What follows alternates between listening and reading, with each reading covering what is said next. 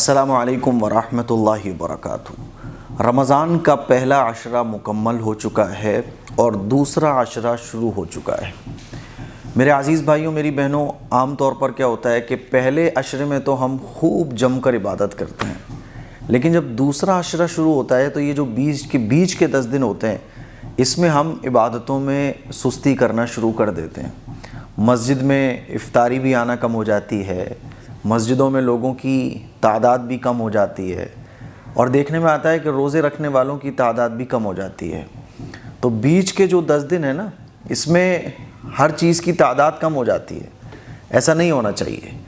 پھر رمضان کے آخری عشرے میں تعداد بڑھتی ہے، افطاری بھیجنے والوں کی بھی، نمازیوں کی بھی، اور الوداع میں تو پھر مسجدیں فل ہو جاتی ہیں ساری۔ تو رمضان کے دوسرے عشرے میں بالکل بھی سستی اپنے اوپر حاوی نہیں ہونے دینی ہے، عبادت میں ذرا سی بھی کمی ہونے نہیں دینا ہے، اس کا پکا ارادہ کر لیجئے، اور 3 کاموں کی خوب کثرت شروع کر دیجئے رمضان کے دوسرے عشرے میں۔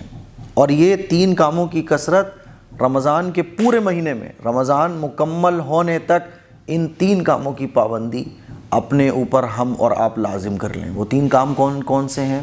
نمبر 1، قرآن مجید کی تلاوت۔ قرآن مجید کی تلاوت میں کوئی بھی کمی نہیں ہونا چاہیے، اور قرآن مجید کی تلاوت میں کمی نہیں آنا چاہیے بلکہ بڑھوتری ہونا چاہیے۔ تھکائیے قرآن مجید کی تلاوت کرنے میں اپنے آپ کو۔ قرآن مجید کی تلاوت کے ساتھ ساتھ 1-2 رکوع روزانہ ترجمے کے ساتھ بھی پڑھنے کی کوشش کیجیے کہ ہمارا اللہ ہم سے کیا کہتا ہے۔ بات سمجھ آ رہی ہے؟ تو پہلا جو کام ہے وہ ہے قرآن مجید کی تلاوت۔ دوسرا کام ہے دعا۔ قرآن مجید میں اللہ تعالیٰ ارشاد فرماتا ہے، ادعوا ربکم تضرعا وخفیا، کہ تم اپنے رب کو پکارو گڑ گڑا کر، اور کیسے؟ چپ کے۔ رمضان کے مہینے میں دعاؤں کا بڑا اہتمام۔ ایک ہوتا ہے کہ افطار میں ہم نے دعا کر لی، 5 نمازوں کے بعد ہم نے دعا کر لی، یہ تو دعائیں ہم لوگ کرتے ہی ہیں۔ رمضان کے مہینے میں کوئی ایک ٹائم ایسا مقرر کریں جس میں صرف اور صرف اسپیشلی دعا کے لیے آپ وقت نکال رہے ہوں، اور یہ ٹائم کم سے کم 10 منٹ ہونا چاہیے۔ زیادہ آپ کی مرضی ہے، آپ کا دل لگے تو آپ 15 منٹ 20 منٹ جتنا آپ چاہو۔ تو اسپیشلی خاص طور پر دعا کے لیے ٹائم نکالا جائے، یہ دوسرا بہت اہم کام ہے۔ اور وہ جو ٹائم نکال رہے ہوں آپ، اس میں بھی دعا کیسے مانگنی ہے؟ گڑ گڑا کر۔ جیسے قرآن مجید کی آیت میں اللہ تعالیٰ ارشاد فرماتا ہے، ادعوا ربکم، کہ اپنے رب کو پکارو تضرعا وخفیا، گڑ گڑا کر اور چپ کے۔ کیسے؟ آپ گڑ گڑا رہے ہوں اللہ کے سامنے، اور دل سے آپ مانگ رہے ہوں اللہ سے، آپ رو رہے ہوں، آپ دل کی باتیں اللہ سے کر رہے ہوں۔ اور اس کے لیے بیسٹ ٹائم ہے تہجد کا۔ تہجد میں نہیں اٹھ سکتے تو سونے سے پہلے تنہائی میں بیٹھو اور 10-15 منٹ کہ مجھے بس اللہ سے مانگنا ہے، خاص طور پر دعا کے لیے ٹائم نکالو آپ۔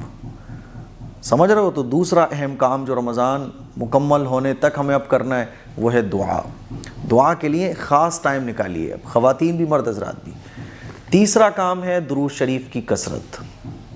یہ رمضان ہمیں کیوں ملا ہے؟ ہمارے آقا کے صدقے میں۔ اگر حضور روزے نہ رکھتے تو یہ روزہ صرف اور صرف ہمارے لیے بھوکا پیاسا رہنے کے برابر ہوتا۔ ہمارے نبی نے نماز پڑھی ہے تو یہ نماز پڑھنا ہمارے لیے عبادت بن گیا ہے۔ اگر ہمارے نبی ہمیں یہ اتنے پیارے پیارے اعمال، اتنے خوبصورت کام، اللہ کو راضی کرنے والے کام نہ بتاتے تو ہم تو دنیا میں بھٹکتے رہتے، گمراہ ہوتے ہم تو، ہمیں پتہ ہی نہیں چلتا کہ ہمیں اپنے اللہ کو راضی کیسے کرنا ہے۔ تو سب سے زیادہ جو احسانات ایک مسلمان پر ہوتے ہیں وہ آقا کے ہوتے ہیں۔ ہم آقا مدنی صلی اللہ علیہ وسلم کے احسان کو نہیں چکا سکتے۔ تو حضور پر درود شریف کی کثرت ہمیں خوب کرنی ہے۔ ایک وقت بنائیے درود شریف پڑھنے کا، اور اس میں 100 بار، 200 بار، 500 بار، 1000 بار، جتنا آپ کے اندر طاقت ہو حضور پر درود شریف بھیجیے۔ آسان طریقہ یہ ہے کہ 100 مرتبہ صبح، 100 مرتبہ شام، کم سے کم درود شریف ہمیں پڑھنا چاہیے رمضان کے مہینے میں۔ خاص طور پر درود شریف پڑھنے کے بہت سارے فائدے ہیں، دنیا کے بھی آخرت کے بھی۔ تو درود شریف کی کثرت خوب ہونا چاہیے ہماری۔ تو 3 کام ہیں جو رمضان کے اب دوسرے عشرے میں ہمیں شروع کر دینا ہے، اور رمضان ختم ہونے تک یہ 3 کام ہمیں پابندی سے کرنا ہے۔